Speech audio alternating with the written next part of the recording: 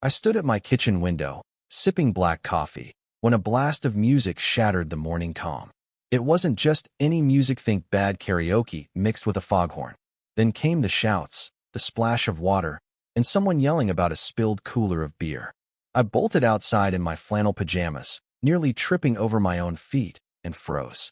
There, in the middle of my private pond, bobbed a garish pontoon boat decked out with fairy lights.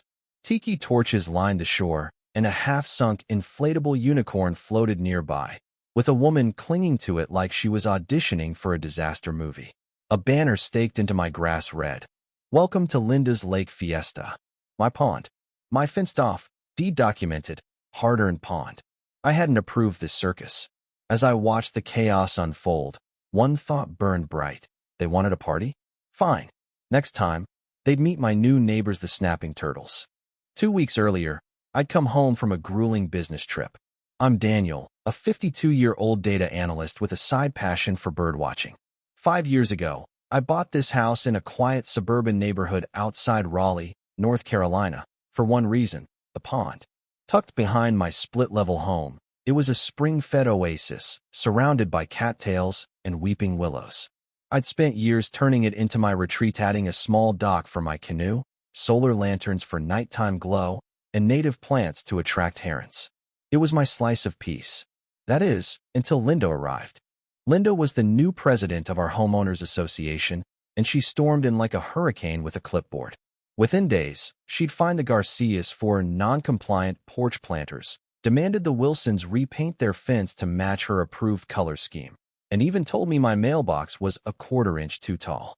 She was the kind of woman who wore blazers to walk her dog and ran HOA meetings like she was pitching to a Fortune 500 board.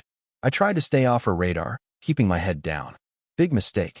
I underestimated her. Trouble started when I noticed tire tracks on the path to my pond, not part of any community trail. I put up a no trespassing sign and thought that'd be the end of it.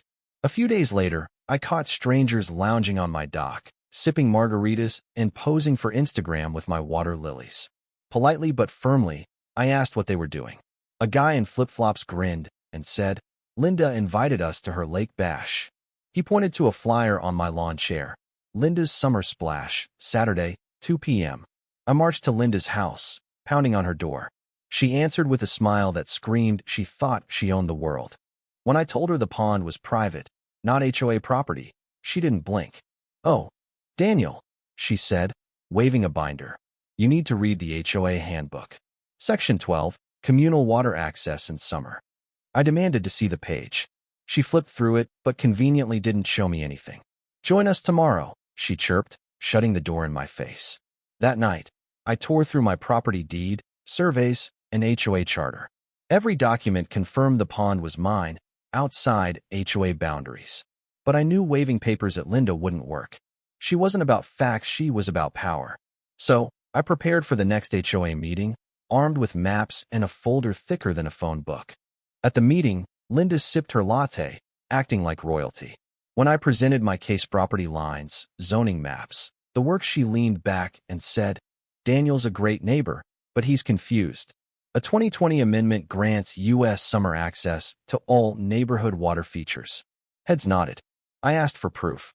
She said the document was being digitized. I countered that I'd checked with the city, no such amendment existed. Her smile tightened, but she brushed it off, saying the city must have misfiled it. The room didn't care about the truth. They wanted their free lake parties. Linda even joked about hosting Aqua Zumba next, and everyone laughed. I left the meeting stunned. My property had been hijacked, and the crowd cheered. That night, I sat by the pond, watching fireflies dance. A bullfrog croaked, oblivious to the human drama. I knew arguing with Linda again was pointless. But nature? Nature had a way of setting things right. I'd make her regret turning my sanctuary into her playground, not with lawyers or fists, but with a little help from some territorial locals. Snapping turtles. The plan was born. The next morning, I called a wildlife rehab center and met Dr. Susan, a herpetologist with a sharp wit and a love for chaos. When I explained Linda's invasion, she grinned. "Turtles as bouncers? That's the best kind of petty." She showed me a tank of rescued snapping turtles, healthy, legal to relocate with permits, and perfect for asserting boundaries. They won't attack, she assured me.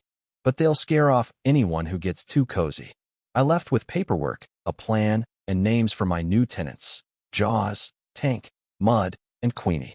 Over the next few days, we quietly introduced the turtles to the pond. I told neighbors I was restoring ecological balance, and Linda, busy planning her next bash, didn't bat an eye. Motion-triggered cameras caught Jaws patrolling the deep end and Queenie claiming the lily pads. My private security team was ready. The following weekend, Linda delivered her excuse for war.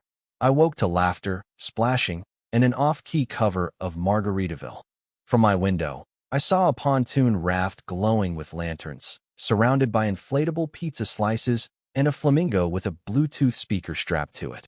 Linda stood at the helm, wearing a straw hat the size of a hubcap. I waited. Then it happened. A guest screamed. Something touched my leg. Linda scoffed. It's just a branch. But another shriek followed, and a guy scrambled ashore, yelling, "It's alive!" Jaws had surfaced, drifting near the raft like a grumpy submarine. Panic erupted. Floaties flipped, drinks sank, and the flamingo met its end when Tank bit its neck, the speaker gurgling as it deflated. Linda slipped off the raft, surfacing with pondweed in her hair, screaming like she'd seen a shark. I sipped my coffee, watching the chaos unfold on my cameras. Justice tasted better than breakfast. Linda stormed over, dripping and furious. "You did this," she yelled. I played dumb. "You mean the native wildlife? I've got permits." She sputtered but left, slipping on wet grass. I saved the camera footage in a folder labeled Lake Meltdown, just in case. But Linda wasn't done. The next day, an HOA complaint appeared on my door, accusing me of environmental endangerment by adding dangerous animals to a community lake. I called Dr. Susan, who laughed and promised a stamp permit from the Wildlife Board. This wasn't about turtles, Anna Maria, it was a war of wills. 3 days later, 2 conservation officers showed up, tipped off by an anonymous complaint. I showed them permits, footage, and water samples. They inspected the pond, chuckling at mud basking on a rock. "These turtles are shy," one said. "Whoever reported this has a grudge." They left, declaring me compliant. But Linda doubled down. At the next HOA meeting, she projected a blurry photo of Jaws, calling it a predator infestation. Gasps filled the room. I stood, showing notarized boundary maps and the Conservation Board's letter.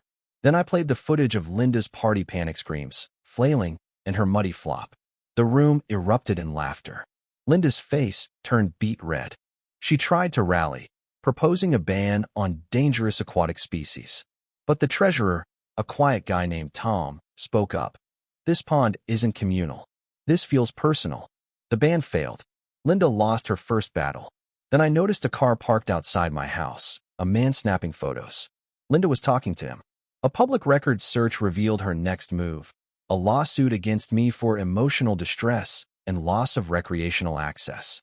My lawyer, Greg, laughed. "This is garbage, but we'll bury her in facts." Then I struck gold. County records showed Linda's backyard patio hot tub, fire pit, and Al encroached 5 feet onto my land, built without permits. I sent her a letter demanding removal within 30 days. She stormed over, waving the letter, insisting her contractor mismeasured.